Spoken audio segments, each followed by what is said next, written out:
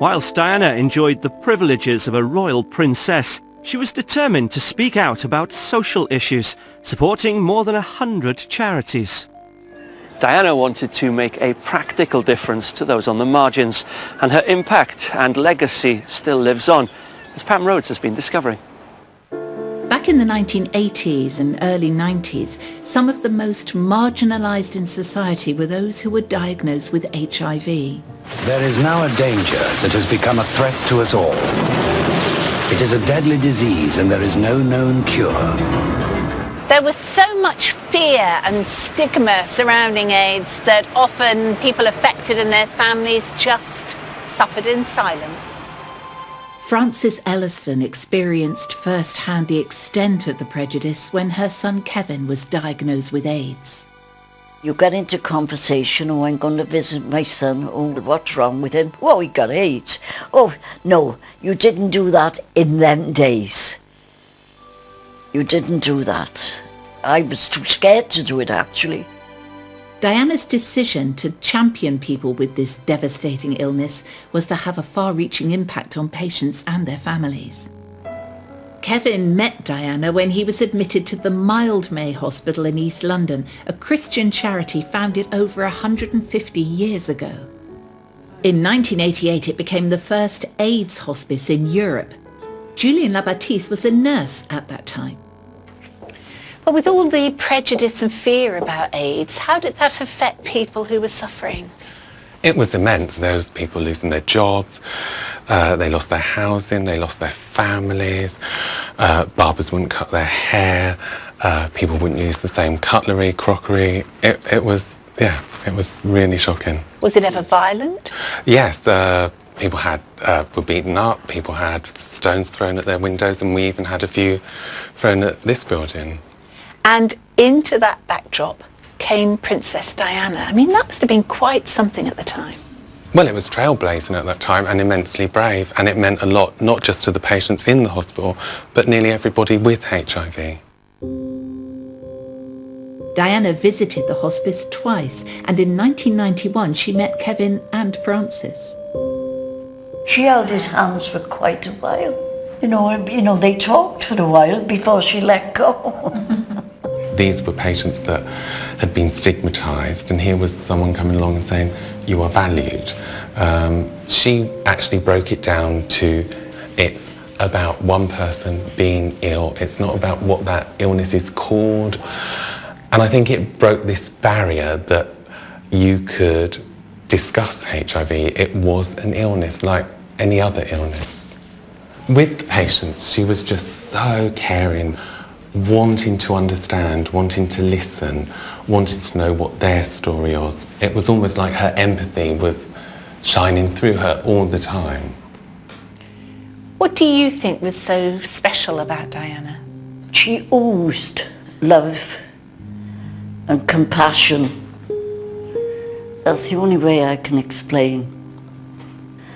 And I know that's exactly how Kevin felt. In 1994, Kevin passed away with his mum by his side. He called me, he said, Mum.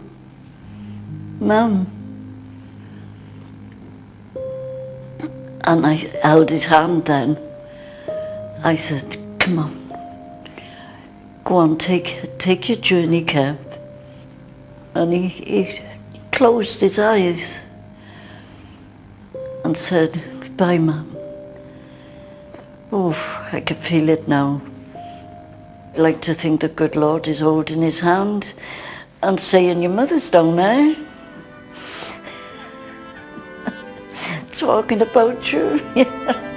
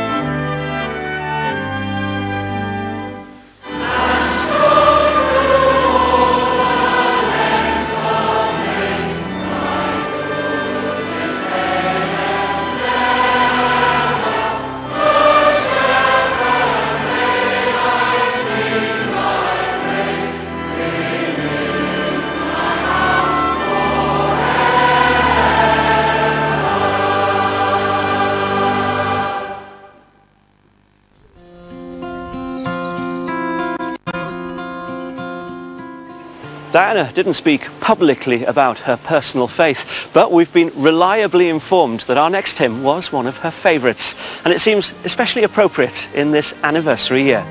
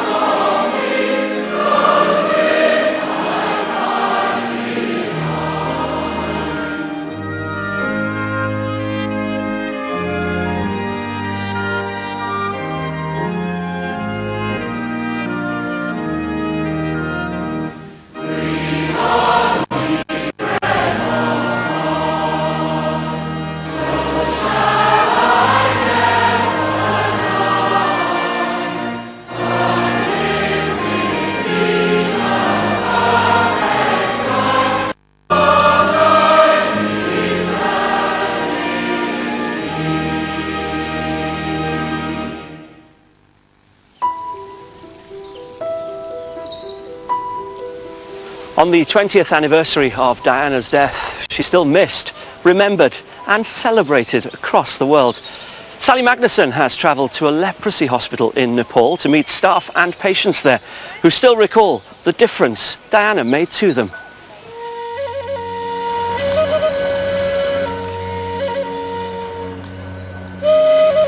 I'm in the foothills of the Himalaya, journeying to a Christian leprosy hospital above Kathmandu, which Diana, Princess of Wales, visited in 1993. Hi, welcome. Namaste. Pleased to meet you. Thank you very much. Please come. What impact did Diana have on her visit? She showed a real love of God to the people.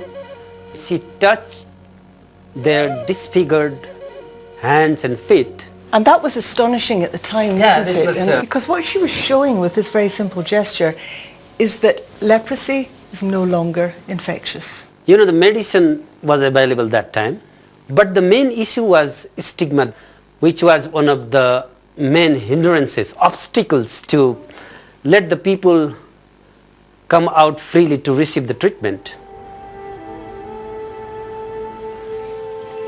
The memory of how Diana broke down barriers is still very much alive here at the hospital.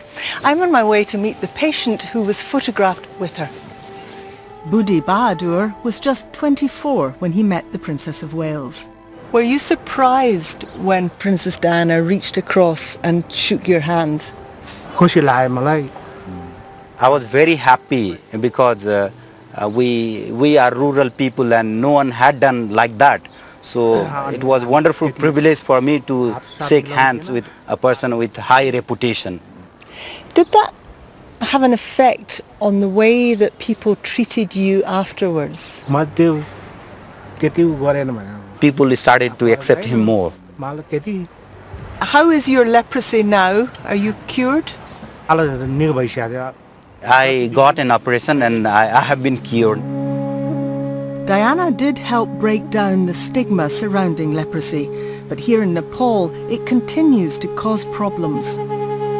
She lived in a cave in jungle for in a cave in the jungle for last 8 years, and it's because she has leprosy, and because of the leprosy she was kicked out by family from house and also by the community. Is that common? It's not very common, but we see from time to time these kinds of stories in Nepal. And it's because of the stigma. Because of the stigma of leprosy. And what's been the effect? So her hands and feet are affected by leprosy because it was late treated. She says she has been with this problem since last 28 years, and only 3 years ago she got treatment for this.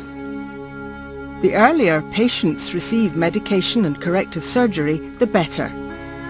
13-year-old Alicia is going to have an operation on her left hand this afternoon.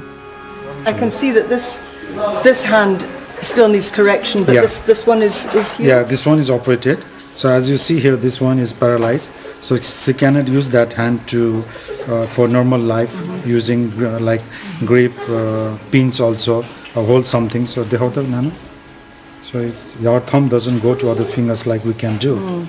But here she can. This is operated hand already, so she can use that. Obviously they hold that. So even to little fingers, she can use it. Corrective surgery really can help. We'll let you get on with your operation, Elisa. All the best. Christianity is fundamental to the work here at this charity hospital in Nepal, and it's very moving to witness staff and patients gathering together to worship, which they do most days. Our next hymn is Praise My Soul, the King of Heaven.